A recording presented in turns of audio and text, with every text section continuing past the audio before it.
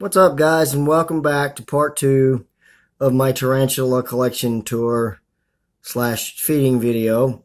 In the second part, as I said, I was just going to feed my baby Cuban bark scorpions, and that is because I have 12 of them, so that's an entire video in and of itself. So we are going to start feeding these little guys and see what happens here.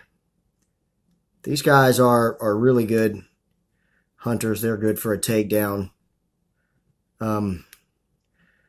most of the time. Just like any of my other critters, every once in a while they reject food, but a lot of the times they will take it. I'm going to give this one more opportunity here. Again, sorry for the sniffles, early fall allergies.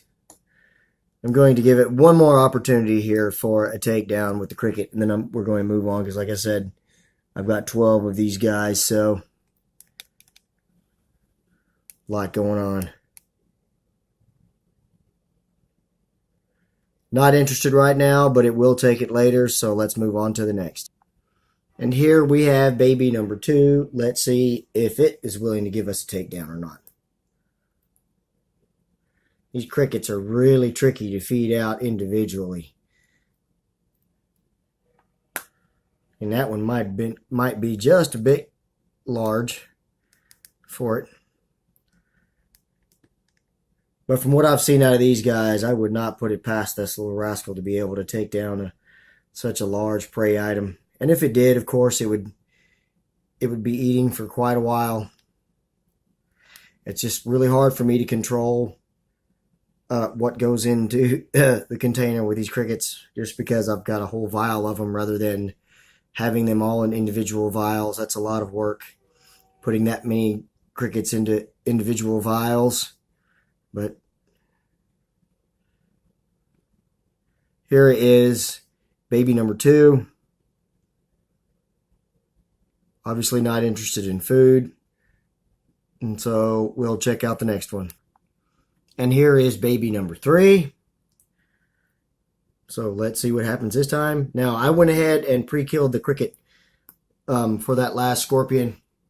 Just because the prey was so large, I went ahead and pre-killed it. I have not had to pre-kill food. Just a side note, I have not had to pre-kill food for these scorpions since I separated them from the mother. They have been taking live prey from the beginning, so they, when they do feed, they put on a really awesome show, and when they don't, as they're walking around, you get to take a look at them and how beautiful they are. Sorry, guys. They are quite cute little guys now, but they turn into beautiful adult scorpions later on. I will mention that these guys will be up for sale pretty soon. Anybody that's interested in one of these, go ahead and hit me up now and let me know that you are interested and maybe how many you want. And then we'll kind of work from there. That will help me kind of individualize my care with these guys and that kind of stuff, because when I know that I've got something that I'm going to have going out to somebody else, I'm going to take care of it before I take care of my own creature. So there was baby number 3, again with no takedowns. I promise, guys. We got 9 more of these to go through. We'll see a takedown or 2. Hold on. All right, and so here is number 4. Let's see what happens. Come on, somebody. Oops, sorry, guys. Tripod malfunction. LOL. I hate when that kind of stuff happens. It'd be nice if I had an extra set of hands, you know what? Hold on. Okay, guys, and we are reset. Now, let's try again to feed this little guy.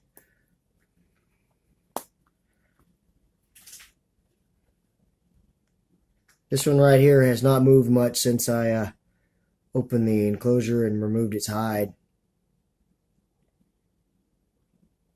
But it is still alive. I'm starting to think, guys, oh, it went after it, but it missed. Hold on, got to catch the cricket. Well, that was fun. That is one reason why I do not like feeding out small scorpions, guys, but in my experience, because I don't normally breed my own feeders, in my experience, lately I've needed so many more tiny feeders, and it's a lot harder to come across. And it seems to me that pinhead crickets are easier to find. There we go. Told you we'd get a takedown. Excellent.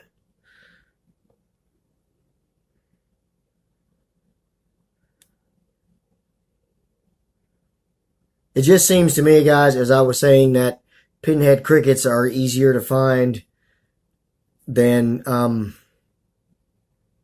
what happened there? I looked away. Oh. They're a little bit easier to find in larger numbers than pinhead roaches, lateralis roaches. I have never fed dubias to anything because I just don't find them as active. And lateralis roaches are so easy to keep. Now it's looking for its food. I don't know what happened to its meal, so let me see if I can help it out here. That cricket is pretty much dead for sure. It's not moving.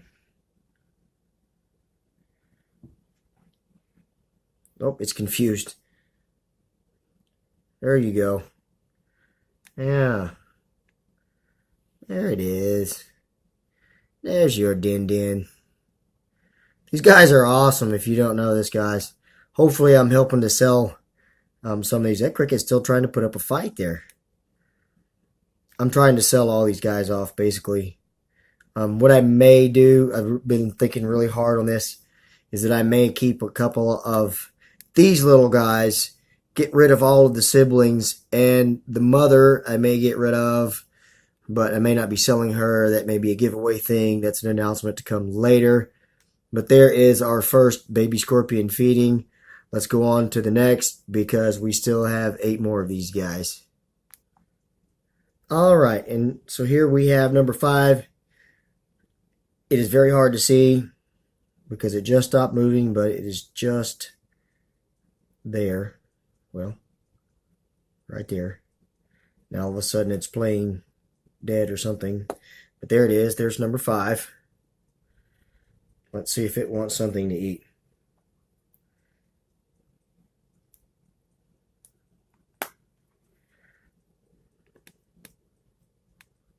Sometimes those crickets help you out and jump out individually, but most of the time there's so many of them that want to rush towards the entrance of the opening of the vial to get out that it's kind of hard to dump out one at a time like it is with the lateralis roaches, which I am running low on. And once I get done feeding these guys, I'll be low on crickets as well. I'm not sure what to think on this one, whether we should stay with it or whether we should move on to the next one, because like I said, I have 12 of these, and this is just number 5. There we go.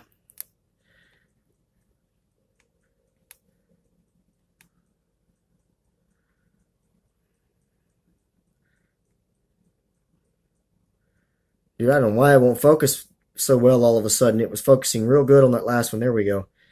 Focus went crazy on me there for a second. So there is our second takedown out of 5 scorpions. We know this one's been fed, so let's move on to the next one. All right, and so here is number 6, and oddly enough, I opened up number 6's enclosure, and there was a dead cricket in there from, I guess, the last feeding attempt. So this guy may be in a pre-molt. Once I saw the dead cricket, that's immediately what I looked for, was to see if I had a molted scorpion, but I did not. So it may be in a pre-molt. I'm going to put a cricket in, and if we don't get any response pretty soon, I may take it on back out of there, and this one will be in a pre-molt. But we'll see what happens.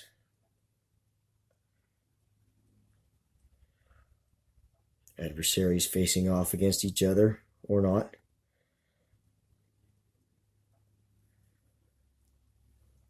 Forgive me on some of the quality of this video, guys. I'm still kind of messing with my external light source. You know, I bought a light, and I'm still kind of testing it out, and so some of this video quality may not be that great because I'm still trying to figure things out here as I go. I'm one person working alone.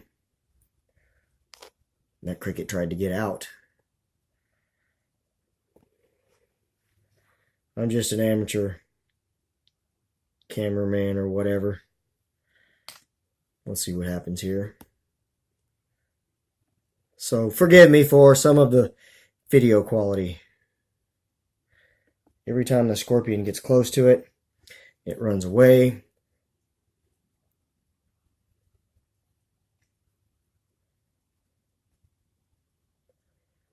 Okay, guys, so we're going to have to move on to the next one because we still got 6 of these left and this video is running long.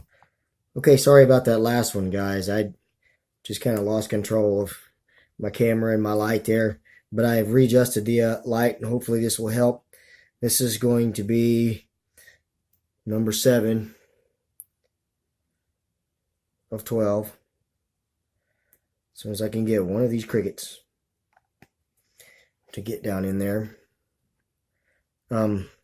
As I said, just forgive me for that last little couple of minutes of footage there. I'm still kind of playing with camera and the light and everything. So we're not going to spend much more time on all of these guys. Once or twice when these two cross paths, and then that will be it. We're not going to wait for a takedown out of each and every one of these individuals because I'm not going to have the time video wise to do that. So I'm going to get this cricket facing back the other way, and it jumped right over, so we're just going to move on to the next one. And here is number 8. Come on, crickets.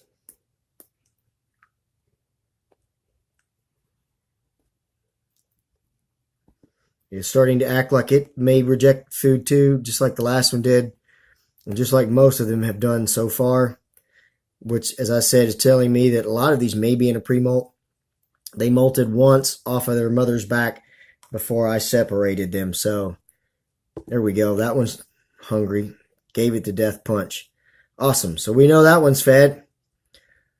Let's move on. I've got 4 more. And here is number 9. Let's see what happens. It just woke up with a cricket running across its back. So let's send it back the other direction and see what happened. It's just now starting to wake up. Most of these guys, I think, were asleep when I took them out of the room. Damn it, another cricket escaped. All right, well, that cricket got away from me 3 times. And I finally recaptured it, got it into the enclosure, and decided to just be done with it there. And put the lid on the enclosure and put it off to the side. This is going to be number 10. We'll see what happens. But like I said, we're not going to spend a ton of time on the rest of them. I think, like I said, I think that a lot of them are in pre-molt. Damn crickets. Okay, so let it just be noted for the record, I hate feeding crickets. I know you guys are laughing your asses off right now, but really, it's not that funny. At least when you poke a roach for it to move towards its prey, it can't spring out of the enclosure. So, the last 2 I'm just going to give you a look at. And again, I'm just going to say that every one of these guys, or most of these guys, are going to be up for sale for anybody that is absolutely interested. I'm sorry that my feeding video failed so badly, but at the same time, that kind of tells me what I needed to know, that a lot of these guys are fixing to do their second molt. So this will be the last look at this one. I'm going to throw a cricket in with it, and we'll check on them later on, but let's move on to the last one. And here is numero 12.